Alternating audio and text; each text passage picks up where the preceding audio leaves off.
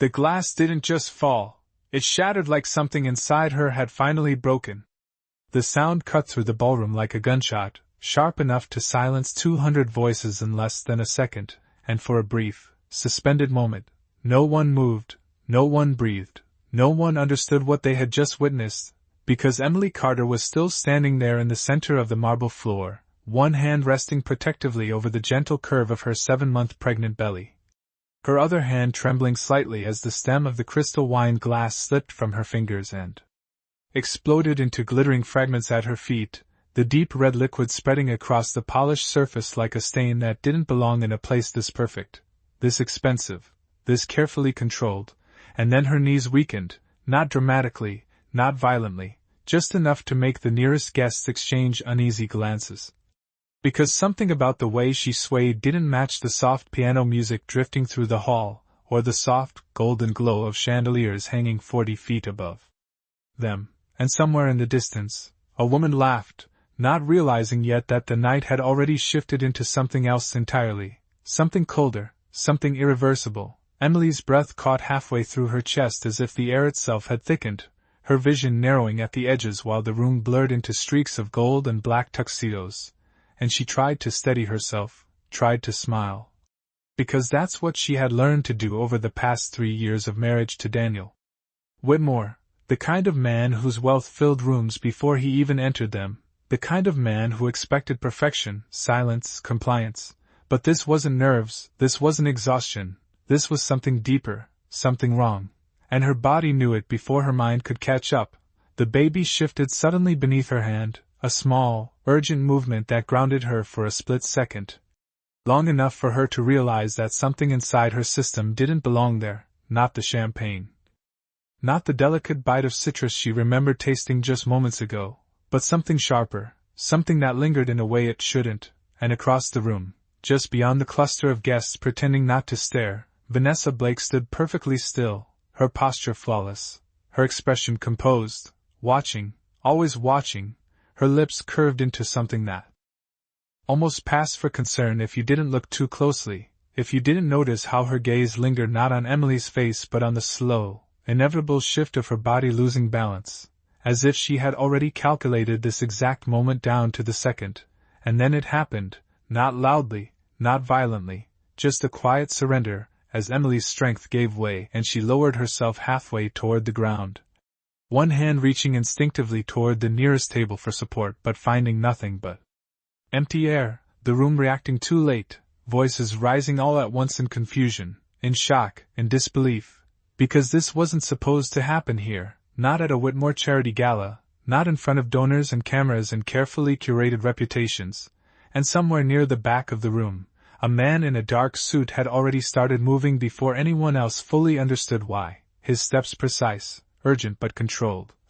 His eyes locked not on the crowd, not on Daniel rushing forward with a delayed performance of concern, but on Emily, on the way her breathing faltered, on the subtle details no one else noticed, and as he reached her side, kneeling beside her with a calm that didn't match the chaos unfolding around them, his voice cut through the noise, low, steady, unmistakably certain. "Call 911 now," he said, already assessing, already deciding, because whatever had just begun in that room was not an accident, and he knew it before anyone else dared to say it out loud.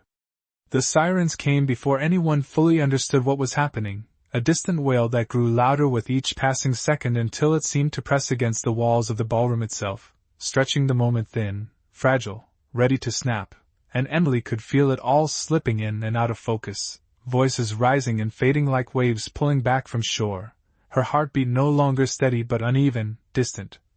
as if it belonged to someone else entirely, and through that haze she felt a hand, firm but careful, guiding her down onto the cool marble floor, the man beside her moving with a precision that cut through the panic around them, his fingers already checking her pulse, his eyes narrowing at something he did not like, something he did not say out loud, not yet, because saying it would make it real, and across from them Daniel Whitmore finally broke through the circle of guests, his voice sharp, controlled, demanding space, demanding answers, but there was a hesitation in his expression, a flicker of something that did not match the urgency in his words, as if he had not expected the night to turn like this, not here, not in front of this many witnesses. "Emily, can you hear me?" he said, kneeling beside her, but she did not answer, her focus drifting instead to the rhythm inside her, to the small life that shifted again, weaker now, and that was the moment the man beside her spoke again, quieter this time but far more dangerous. "She needs immediate medical attention," he said, not looking at Daniel, not acknowledging him at all, and there was something in his tone that made people listen, that made the room obey without question, because authority like that was not learned in boardrooms, it was earned somewhere else, somewhere harder, and as the paramedics rushed in with a stretcher, their movements quick and efficient, the man stood, just long enough to meet Daniel's eyes, and for a fraction of a second the tension between them was unmistakable, something unspoken, something unresolved, before Emily was lifted carefully, secured, and wheeled out through the wide double doors, the night air hitting her face like a shock, cold and clean and real. A contrast to the heavy perfume and polished lies left behind inside that ballroom, and the ambulance doors closed with a solid, final sound that seemed to separate two worlds entirely, one built on appearances and one where truth could no longer be hidden. Inside the ambulance the lights were brighter, harsher, every movement amplified, every second measured, a paramedic speaking in calm, practiced tones while attaching monitors, calling out numbers that rose and fell in patterns that made no sense to anyone but them. And then the man climbed in after her without hesitation, without permission, as if there had never been another option, his presence immediately shifting the energy inside that small space, his eyes scanning the readings, his mind already several steps ahead. "What did she consume tonight?" he asked, not to anyone in particular but to the situation itself, and no one had an answer, not yet, not until one of the staff members, pale and shaking, spoke up from the open doors before they slammed shut. "She had the champagne." The words barely audible over the engine starting, and the man's expression changed, just slightly, just enough to confirm what he already suspected, because this was not random, this was not chance, and as the ambulance sped through the city streets, siren cutting through traffic, he reached for her wrist again, feeling the pulse that should have been stronger, steadier, and under his breath, so quiet no one else heard it, he said, "Stay with me." Not as a request, not as a hope, but as a promise he intended to keep, no matter what it would take. The ambulance doors burst open under harsh white hospital lights and the controlled chaos of the emergency entrance swallowed them whole, voices overlapping, footsteps echoing across polished floors as the stretcher rolled forward with purpose, and the man did not slow down, did not step aside, moving alongside Emily with the same steady intensity, as if he had been part of this place for years. "Female, late 20s, approximately 7 months pregnant, unstable vitals, possible toxic ingestion," one of the paramedics called out, but before anyone else could respond, the man spoke, his voice calm, precise, impossible to ignore. "Prep for immediate tox screening and fetal monitoring, now." And for a moment the staff hesitated, just a fraction of a second, long enough to recognize authority when they heard it, and then everything accelerated. Because in a place like this, hesitation cost time and time was the one thing slipping away. Emily was transferred onto a hospital bed. Machines coming alive around her, soft beeping turning into a rhythm that filled the room, numbers appearing on screens that told a story no one wanted to hear, and the man finally reached for the chart at the foot of the bed, scanning quickly, efficiently, until his eyes stopped on her name, Emily Carter, and something shifted, subtle but undeniable. A pause that did not belong in the middle of an emergency. As if that name had reached somewhere deeper than logic, somewhere personal, but he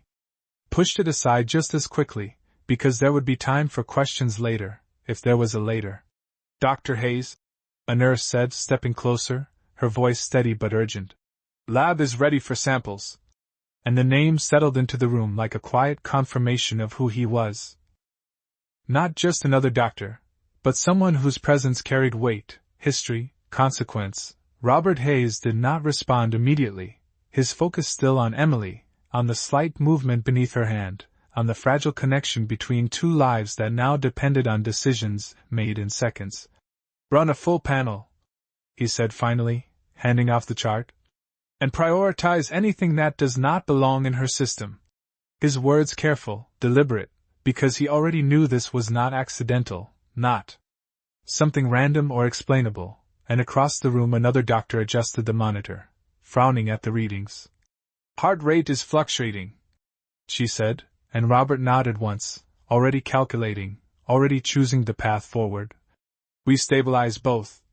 he replied, not raising his voice, not needing to, because certainty like that did not require volume, it required precision, and as the team moved around him, following instructions that felt more like commands, he allowed himself one brief glance at her face, pale under the fluorescent lights, strands of hair clinging to her skin, and again that same unfamiliar recognition stirred, faint but persistent, like a memory just out of reach, something he had seen before but could not yet place. And then the nurse returned, holding a small sealed vial, her expression tighter now, more serious. Doctor, initial screen shows something unusual, she said, lowering her voice as if the words themselves carried weight. This is not common. Robert took the vial without hesitation, examining it, his eyes narrowing slightly as the pieces began to align in a way he did not like, because rare meant intentional, rare meant someone had planned this, and as he handed it back, his decision was already made. We find out exactly what this is, he said quietly, his tone shifting from urgent to something colder, something far more controlled. And we find out who put it there. And in that moment, the room changed, not dramatically, not visibly, but in a way that could be felt beneath the surface. Because this was no longer just about saving a patient. This was the beginning of something else entirely. Something that would not end inside these hospital walls. The machine settled into a fragile rhythm that sounded almost stable if you did not listen too closely. A steady pattern of beats and soft mechanical breaths that gave the illusion of control. But Robert Hayes knew better. He had spent over 30 years inside rooms like this, had learned that stability could be temporary, misleading, a thin line stretched over something far more dangerous underneath, and he stood at the foot of the bed watching the monitors with a focus that blocked out everything else, every noise, every movement, until a nurse approached quietly, holding a second report, her expression more cautious this time. Doctor, the lab confirmed it, she said, placing the file into his hands. It is a synthetic compound, highly rare, not something you would encounter accidentally. And Robert did not react immediately, did not speak, he simply read, his eyes scanning each line with controlled precision, but inside, something shifted, something colder, because rare compounds did not appear by chance, they appeared by design, and design meant intent, and intent meant someone had made a decision, somewhere, to put Emily Carter in this bed, and as he closed the file, the room seemed quieter. Heavier, as if the truth had weight. Notify hospital security, he said finally, his voice even, measured. And restrict access to this case. The nurse nodded and stepped away, already moving, because his tone left no room for delay, and across the room another doctor adjusted the fetal monitor, glancing up with a question she did not need to ask. We are maintaining both, Robert said, answering it before it formed, and for a moment the focus returned to the immediate, to the numbers, to the life that still held on beneath Emily's hand, but that same flicker of recognition returned, stronger now, more persistent, pulling at something buried deep in his memory, and he turned back to the chart, slower this time, reading not as a doctor but as someone searching for something else, something personal. Emily Carter, age 28, no significant prior medical history, no listed extended family contacts. And that was where his eyes stopped, because absence sometimes said more than presence, and without fully understanding why, he reached for the next document, a standard blood panel, but this time his focus narrowed, not on toxins, not on vitals, but on markers, patterns, something only someone with his experience would think to notice in the middle of a crisis, and seconds later, his hand stilled, just for a moment, just long enough to confirm what his instincts had already begun to suspect. Something about her blood. Something about the sequence, familiar in a way that should not have been possible, and he exhaled slowly, not in relief, not yet, but in recognition, because coincidences like this did not happen, not in his world, not with his history, and as he looked back at her, at the woman lying unconscious under sterile lights, carrying a child that now depended on him as much as she did. The line between professional and personal began to blur in a way he had not experienced in years. "Run a full genetic comparison," he said quietly, almost to himself, but the nurse closest to him heard and nodded, already preparing the request, and Robert did not explain, did not elaborate, because he was not ready to say it out loud, not until the data confirmed what his instincts were telling him, and across the hall, through the glass panels of the emergency unit, Daniel Whitmore stood with his phone pressed to his ear, pacing, controlled but restless, while Vanessa Blake remained still beside him.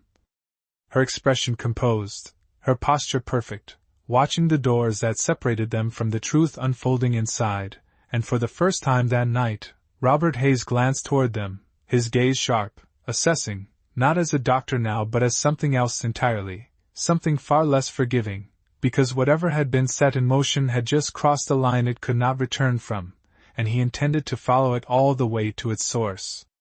The hospital hallway felt colder than it should have, not because of the temperature but because of the silence that settled in the spaces between footsteps, between breaths, between the quiet realization that something had gone very wrong long before anyone noticed, and Robert Hayes stood just inside the glass doors watching Daniel Whitmore more closely now, not as a concerned husband but as a man performing concern.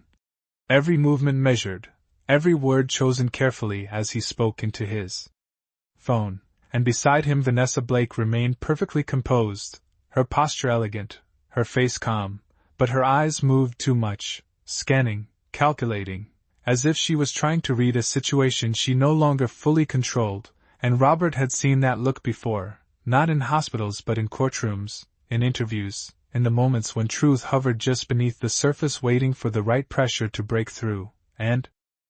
behind him the soft chime of a machine pulled his attention back inside, back to Emily, back to the life that still held on, because no matter what was happening outside that room, the priority had not changed, not yet. "Doctor!"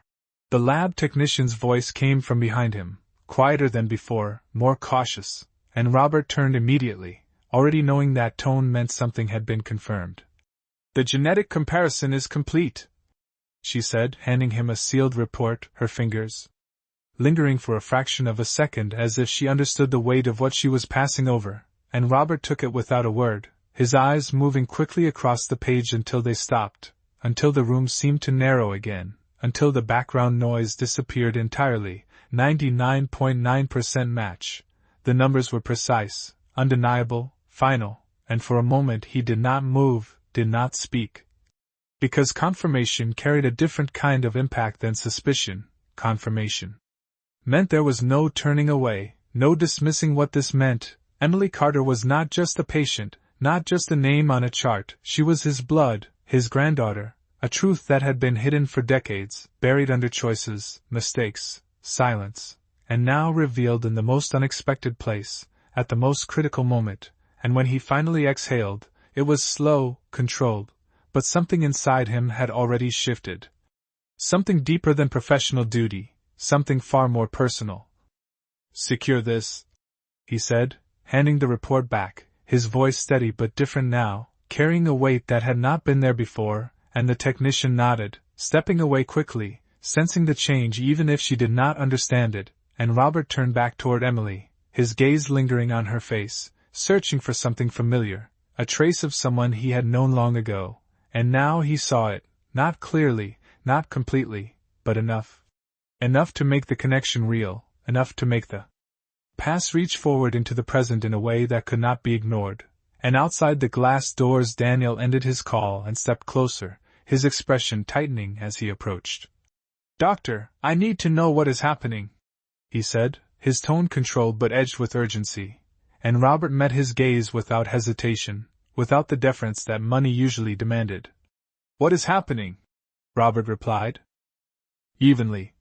"Is that your wife was given something that does not belong in her system?"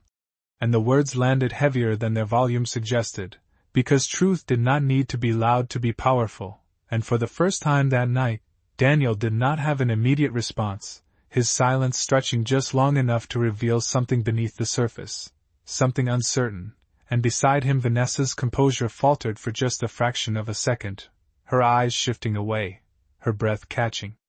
Almost imperceptibly, but Robert saw it, he saw everything now, and in that moment the situation changed completely. Because this was no longer just about saving a life, this was about uncovering a decision that someone in that hallway had already made, and Robert Hayes had just realized that the woman lying behind him was not just a patient he intended to save, she was family. And whoever had put her there had just made the worst mistake of their life. The silence that followed Robert's words did not feel empty, it felt loaded, like something had just shifted direction and no one in that hallway could pretend otherwise. And Daniel Whitmore straightened slightly, his expression tightening into something more controlled, more deliberate, the kind of composure built over years of negotiating power. "Are you suggesting this was intentional?" he asked, his voice calm but edged, as if the question itself was a strategy rather than a reaction, and Robert did not answer immediately, he let the space stretch, let the weight of the moment settle fully before responding. "I am stating a fact," he said evenly, his eyes never leaving Daniel's. "What was found in her system does not occur by accident." And the clarity of that statement left no room for interpretation, no space to deflect, and for the first time the balance of control in that hallway shifted, subtly but unmistakably, because money could influence many things, but it could not rewrite evidence already confirmed, and Vanessa moved then, just slightly, stepping closer with a carefully measured concern that felt practiced. "There has to be some mistake," she said softly, her voice gentle, almost sympathetic, but it did not reach her eyes, and Robert turned his attention to her slowly, studying her not as a bystander but as someone who might already be part of the answer. "Mistakes leave patterns," he replied, his tone calm but precise. "This does not." And the words landed with quiet finality, and for a brief moment her composure faltered again. A flicker so small most would have missed it, but Robert did not, because now he was watching for it, cataloging every reaction, every shift in posture, every hesitation, and behind him the doors to the treatment room opened, a nurse stepping out quickly. "Dr. Hayes," she said, her voice urgent but controlled. "She is stabilizing, but the levels are still present." And Robert nodded once, absorbing the update, but his focus had already moved beyond immediate survival, beyond stabilization, because now there was something else to consider, something that could not wait until morning. "I want a full trace," he said, turning slightly toward the nurse. "Every substance, every interaction, every possible source." And she nodded, already moving to carry it out, and as the doors closed again, sealing Emily inside that protected space, Robert shifted his attention back to Daniel and Vanessa, his expression unreadable but his intent unmistakable. "Who served her the drink?" he asked, not loudly, not aggressively, but with a precision that demanded an answer, and Daniel hesitated, just for a fraction of a second, before responding. "It was a private event, multiple staff members were circulating,"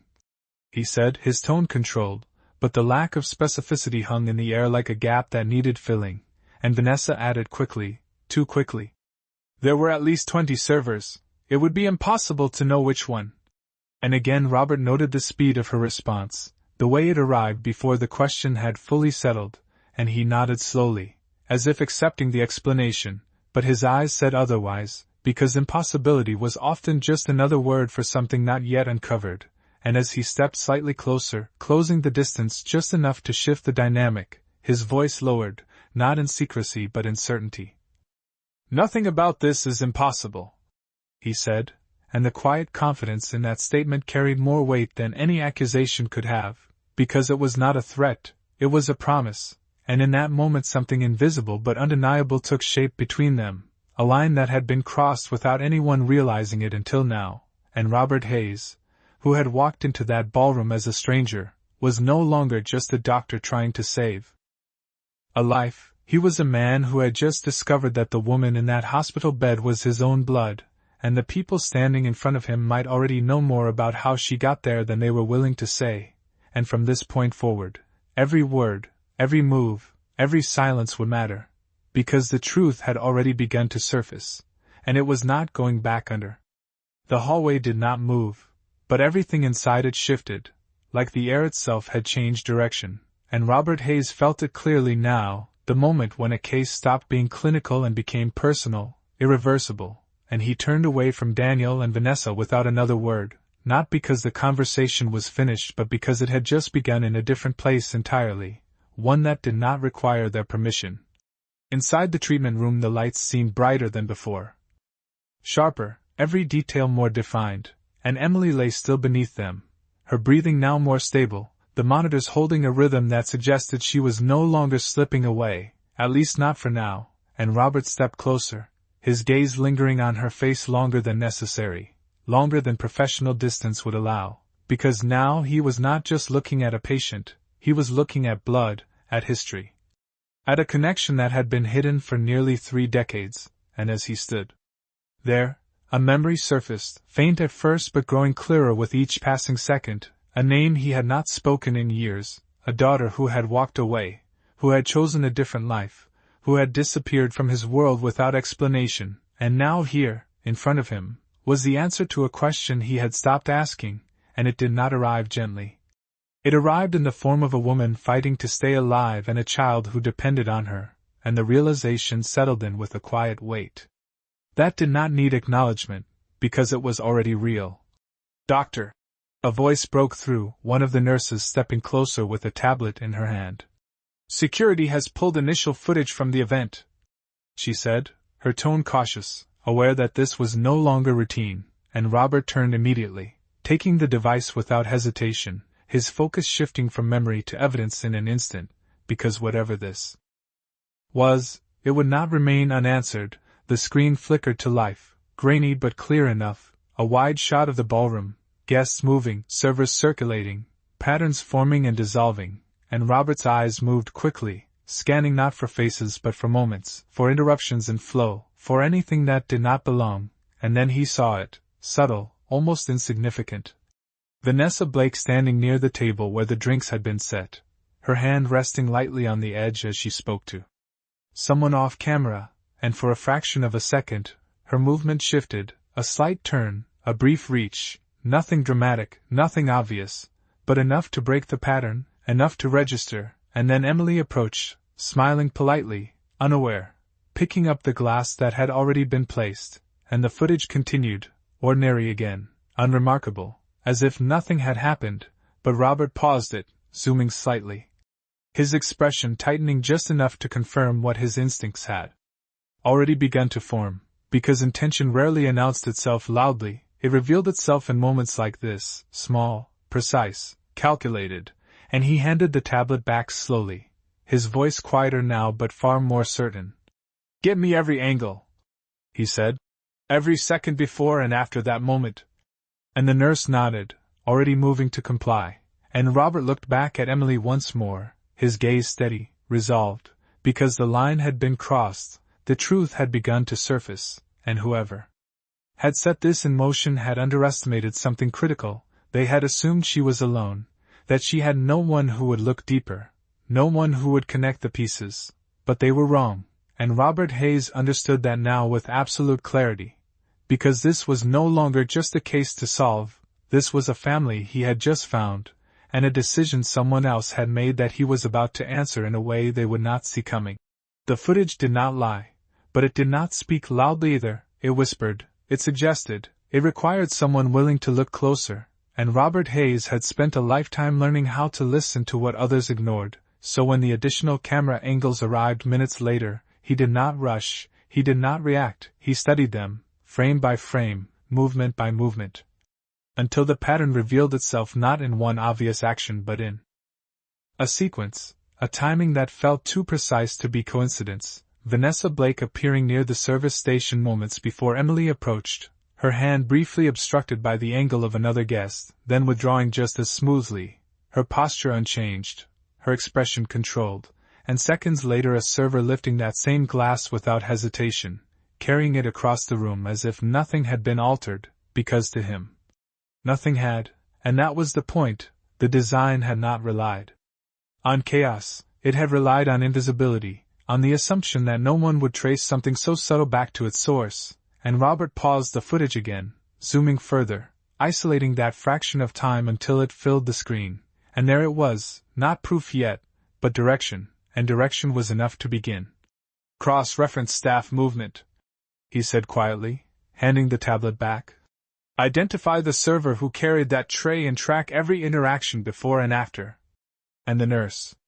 nodded, already relaying the request, because now this was no longer just a medical case, it was an investigation unfolding inside a hospital that had just become something more than a place of treatment, and behind him the monitor chimed again, a softer tone this time, steady, consistent, and Robert turned back instinctively, his focus returning to Emily, to the slight rise and fall of her chest, to the small but undeniable signs that she was holding on, and for a moment the room felt still. Almost peaceful, as if the storm had paused just long enough to let something else settle in, something quieter, deeper, and he stepped closer, lowering his voice even though she could not hear him, not yet. You are not alone anymore, he said, the words simple but weighted with something that had not existed a few hours ago, because connection, once found, did not disappear, it demanded action, it demanded protection, and outside the glass doors Daniel Whitmore was no longer pacing, he stood. Still now, watching, his expression harder to read, less performative, as if he had begun to understand that control was slipping in ways he could not manage with influence or money, and beside him Vanessa remained composed, but the stillness in her posture had changed, it was no longer effortless, it was deliberate, maintained, and Robert noticed that too when he stepped back into the hallway moments later, his gaze moving between them with a clarity that did not need to be spoken, because now he had something they did not expect him to have, not yet, and he did not reveal it, not immediately, because truth was most powerful when it arrived at the right moment. We are reviewing everything, he said evenly, addressing them both. Every second, every detail. And Daniel nodded once, slow, controlled, while Vanessa offered a faint, polite expression of concern, but neither of them spoke, and that silence stretched just long enough to confirm what Robert already knew, because innocent people asked questions, they searched for answers, but here, in this hallway, the questions had stopped, replaced by something else entirely, something cautious, something waiting, and Robert Hayes understood that waiting could be an advantage if used correctly, so he turned away again, not because he was finished, but because he was just getting started. And somewhere between the monitors and the footage and the quiet realization of what this meant, a plan had already begun to form, one that would not rely on assumptions or emotions, but on something far more precise, because whoever had made the decision to place that glass in Emily's hand had believed it would end there, inside a crowded ballroom, unnoticed, untraceable, but they had miscalculated one thing, they had not accounted for him. And now the outcome was no longer theirs to control. The night moved forward, but the truth did not rush, it unfolded slowly, deliberately, like something that understood timing mattered more than speed, and Robert Hayes stood in his office now, the door closed, the noise of the hospital reduced to a distant hum, while the footage replayed again on the screen in front of him, not because he needed to see it again, but because he needed to confirm what he already knew, the pattern, the sequence. The intent hidden in plain sight, and beside the screen a second report had arrived, quieter than the others, less dramatic, but far more important, the trace analysis of the compound found in Emily's system, its origin, its distribution, its access points, and Robert's eyes moved between the two pieces of information, aligning them not as separate facts but as parts of the same decision, because rare substances did not move randomly. They moved through specific channels, through controlled hands, through people who knew exactly what they were doing, and as he leaned back slightly, the pieces settled into place with a clarity that left no room for doubt. This had not been impulsive, this had been planned, and planning left trails, always, even when someone believed they had erased them. A soft knock interrupted his thoughts, and the security supervisor stepped inside, carrying a folder that looked heavier than it should have. We identified the server, he said, placing it on the desk. His name is Michael Torres, part-time staff, no prior issues, but he is already cooperating. Robert nodded once, opening the file without hesitation, scanning quickly. And there it was, the missing link, not as guilt but as connection. The server had not acted alone, he had not even realized anything was wrong, because the tray had been handed to him already prepared, already arranged, already altered before it ever reached his hands, and Robert closed the folder slowly, his expression unchanged but his direction now fully formed. And before that? He asked quietly. Who had access? The supervisor hesitated for a fraction of a second before answering. Only event coordinators and personal guests near the service area. And the answer did not need to include a name, because the name had already surfaced in Robert's mind, reinforced by footage, by timing, by behavior, and outside his office window the city lights stretched endlessly, indifferent to what had happened inside that ballroom. But inside this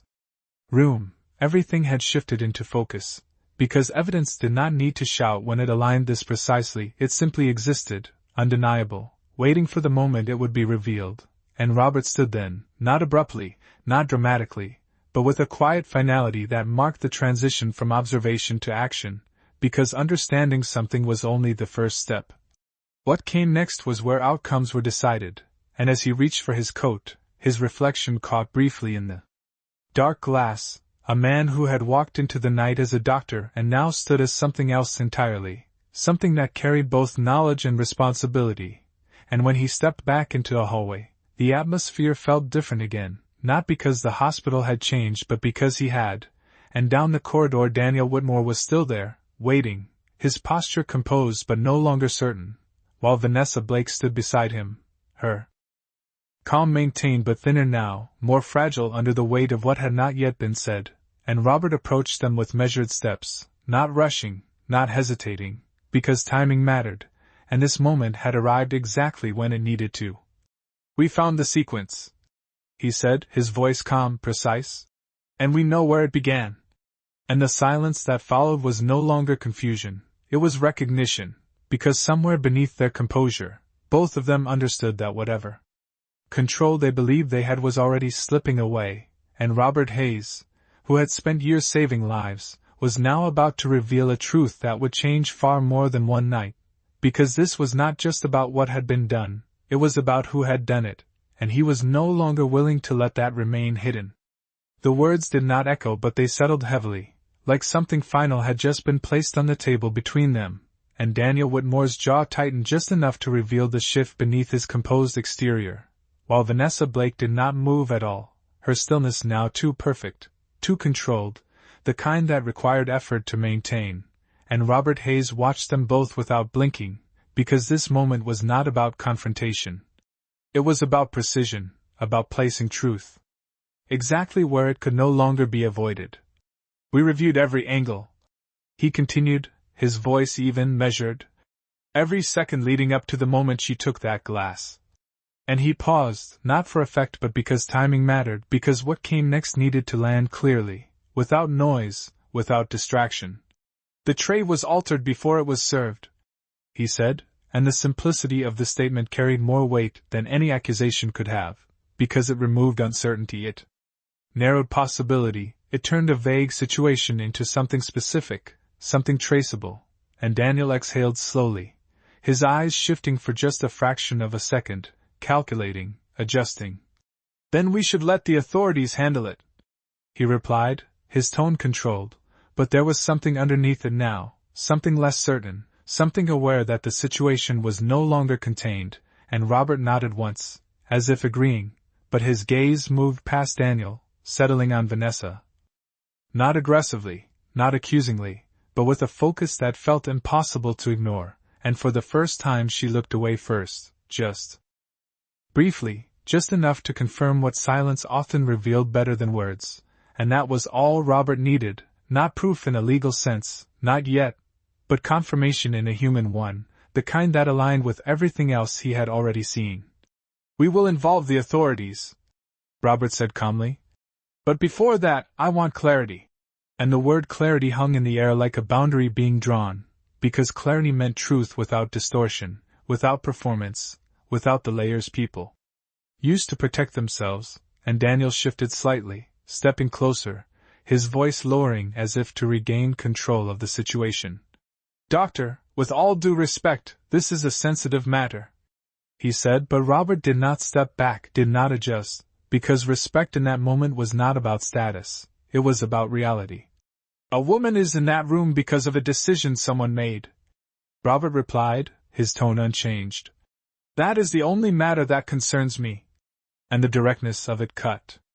through whatever strategy Daniel had been preparing, leaving a silence that stretched longer this time, heavier, more revealing, and behind the glass doors the steady rhythm of the monitor continued, a quiet reminder of what was at stake, of why this moment mattered beyond reputation or control. And then Vanessa spoke, her voice softer than before, almost measured in its calm. You are making assumptions, she said, but there was a slight delay before the words came, a hesitation that did not belong to confidence, and Robert turned fully toward her now, his expression still composed but his focus absolute. No, he said quietly. I am following evidence. And the distinction mattered because assumptions could be dismissed, but evidence could not, and in that moment something shifted again, not in the room but in the space between them, an understanding that whatever came next would not be managed, would not be negotiated, it would unfold based on facts already in motion, and Robert stepped back slightly, not retreating but repositioning, because this was no longer about pressing further here, it was about letting what had already been set in motion reach its conclusion. We will continue this when she is able to speak, he added, his voice steady,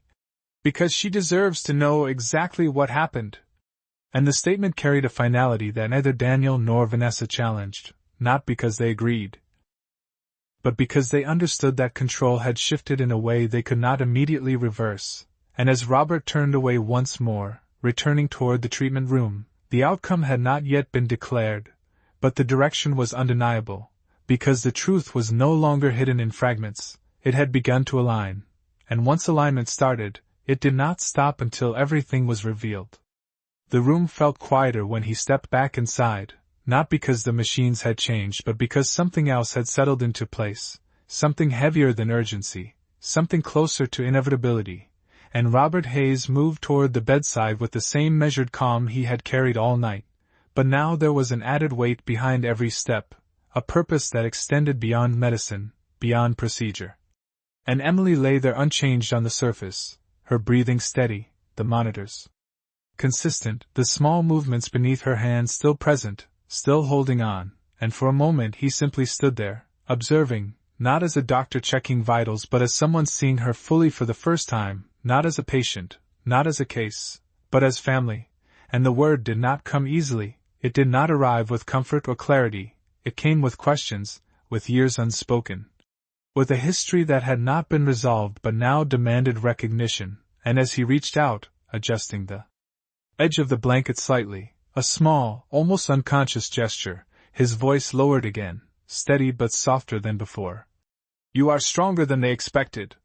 he said, not because she could hear him, but because the words mattered, because they carried intent, and behind him the door opened quietly, a nurse stepping in with a clipboard, her expression composed but alert. Doctor, law enforcement has arrived, she said, her tone respectful but urgent, and Robert nodded once, not surprised.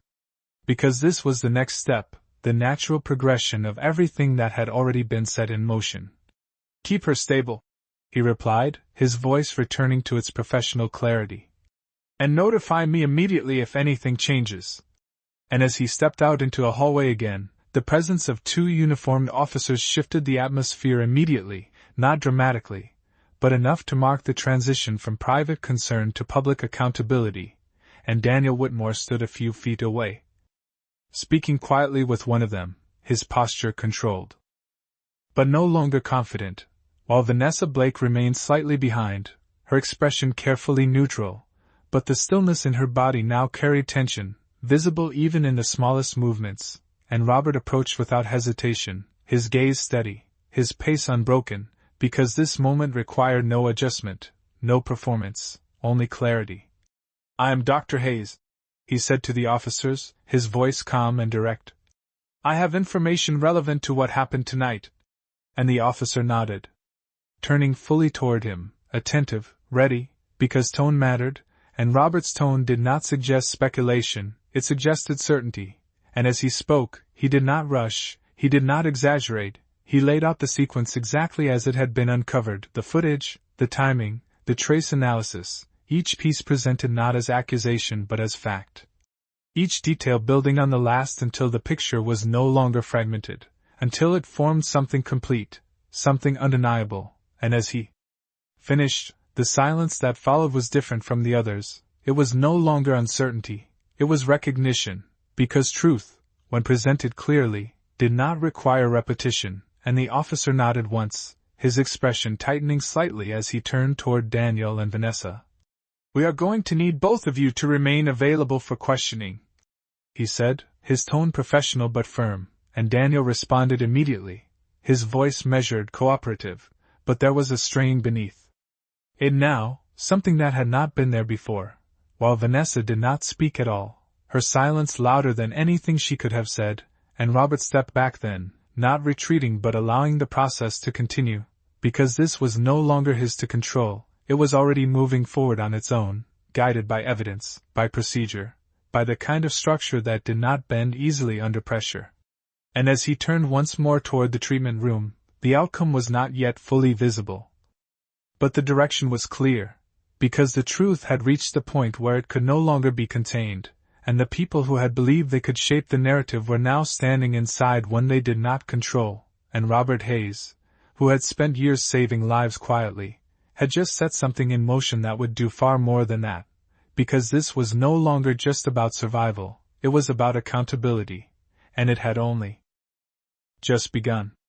Morning arrived without ceremony, the kind of quiet transition that did not ask permission, it simply replaced the night, and inside the hospital the light shifted from artificial to something softer, filtering through tall windows and casting long reflections across polished floors. But the atmosphere did not lighten, it remained steady, grounded in everything that had already been set in motion. And Robert Hayes stood just outside the recovery room, reviewing the latest reports with a calm that now felt permanent, because uncertainty had been replaced by direction, and direction did not waver. "Her levels are decreasing," the nurse said, her voice measured but carrying a note of relief. "Both she and the baby are stable." And Robert nodded once, accepting the update not as an end but as confirmation that the first part had succeeded, survival had been secured, and now the rest would follow. And inside the room Emily stirred for the first time, a small movement, barely noticeable, but enough to shift everything, because consciousness meant awareness, and awareness meant truth would soon reach her directly. And when her eyes finally opened, slowly, adjusting to the light, the first thing she saw was not the machines, not the room, but Robert standing near the foot of the bed, still, present, watching with a quiet steadiness that did not demand attention but held it nonetheless. "You are safe," he said, his voice low, controlled, the words simple but anchored in certainty. And she blinked slowly, her expression confused at first, her memory not yet aligned with reality, until fragments began to return, the ballroom, the glass, the sudden shift in her body, and her hand moved instinctively to her stomach, feeling the reassurance she needed without asking, and Robert noticed that, the immediate focus, the instinct that defined her priorities, and something inside him settled further, deeper. Because that connection, that instinct, it was familiar in a way that confirmed everything he had already learned. "Your baby is stable," he added, and the tension in her face eased just enough to make room for the next question, the one that mattered. "What happened?" she asked quietly, her voice still weak but clear enough, and Robert did not answer immediately, not because he did not have the answer, but because truth, when delivered, needed to be placed carefully, with precision, with respect for the moment it would change, and he stepped closer, his expression steady. "You were given something," he said, choosing each word deliberately. "Something that should not have been there." And she listened, her eyes searching his face not just for information but for honesty, and she found it, because there was no hesitation in him, no uncertainty, only clarity. And outside the room the process continued, officers moving, statements being taken, decisions being made, because the night had not ended, it had simply transitioned into something more visible, something that would now unfold in full view, and down the hallway Daniel Whitmore was no longer speaking, no longer directing, his presence reduced to observation, while Vanessa Blake sat still, her composure now replaced by something quieter, something more contained, because the structure around them had closed in, not dramatically, not forcefully, but completely. And back inside the room, Emily looked at Robert again, longer this time, as if trying to place something she could not yet name, and he held her gaze without shifting, because some truths arrived in stages, not all at once, and this was one of them, and as the silence settled between them, it was not empty, it was full of everything that had yet to be said, everything that would soon surface, because survival had been the first step, but understanding, and what came after it, that was where the real outcome would begin. The room did not change, but everything inside it felt different now, as if the truth had already entered and taken its place quietly, without announcement, without force, and Emily lay there more aware than before, her breathing steady, her thoughts beginning to align with memory, with fragments turning into something whole, and Robert Hayes stood beside her not as a stranger anymore, not entirely. Because there was something in the way he remained, in the way he did not leave, that spoke of a connection she could feel even if she did not yet understand it, and for a moment neither of them spoke, because silence, in this case, was not absence, it was space, the kind that allowed truth to arrive without resistance, and finally she broke it, her voice still soft but clearer now. "Why are you still here?" she asked, not as a challenge but as a question that needed meaning, and Robert looked at her steadily, not avoiding, not deflecting. "Because this was the moment where distance could no longer be maintained. Because you are not alone," he said simply, and the words landed differently now, not as reassurance but as something deeper, something that carried weight beyond the situation, and her eyes searched his face again, longer this time, noticing the details she had not seen before, the familiarity she could not explain, and outside the room the final steps were already unfolding, officers moving with purpose, voices low but decisive, and down the hallway Daniel Whitmore stood no longer as the center of attention but as someone being addressed, being questioned, his control reduced to responses, while Vanessa Blake remained seated, her composure no longer effortless, her stillness now reflective of something else entirely, something that had shifted beyond her ability to correct, and inside the room Robert took a slow breath. Not because he was uncertain but because the next truth required clarity. "There is something you need to know," he said, his voice steady, and Emily did not interrupt, did not look away, because she already understood that whatever came next would matter, and he continued, each word placed carefully. "The test results confirmed something unexpected." And for a fraction of a second the room felt smaller, more focused, as if everything else had stepped back to make space for what was about to be said. "You are my granddaughter," he said, not louder, not softer, just clear, and the silence that followed was not empty, it was full of realization, of shock, of something that moved beneath the surface before it reached expression, and Emily blinked slowly, her breath catching just enough to mark the shift, not because she doubted him, but because the truth had arrived all at once, changing everything without asking permission, and Robert did not move, did not step closer or away, he simply remained, allowing the moment to settle as it needed to, and after a few seconds, she spoke again, quieter this time. "I did not know." And he nodded once, accepting that, understanding it, because there were years between them that had not been lived together, stories that had not been shared, but those would come later, if they came at all, because right now there was only this moment, this truth, and what it meant going forward, and outside the officers moved again, a quiet but final shift as decisions were no longer pending but executed, and somewhere beyond the walls of that hospital, the consequences had already begun to take shape, not loudly, not dramatically, but in the way that mattered, through accountability, through exposure, through the simple fact that the truth had been seen and would not be hidden again. And Robert looked back at Emily one last time, his expression steady, resolved. Not with anger but with something colder, something more precise, because what had been done could not be undone, but what came next could be decided, and as the morning light continued to fill the room, the story did not end with noise or confrontation, it ended with clarity, with a quiet understanding that some actions carry consequences that cannot be escaped, and some connections, even when discovered too late, still change everything they touch, because in the end, the truth does not need to shout to be heard. It only needs to stand long enough for everything else to fall away.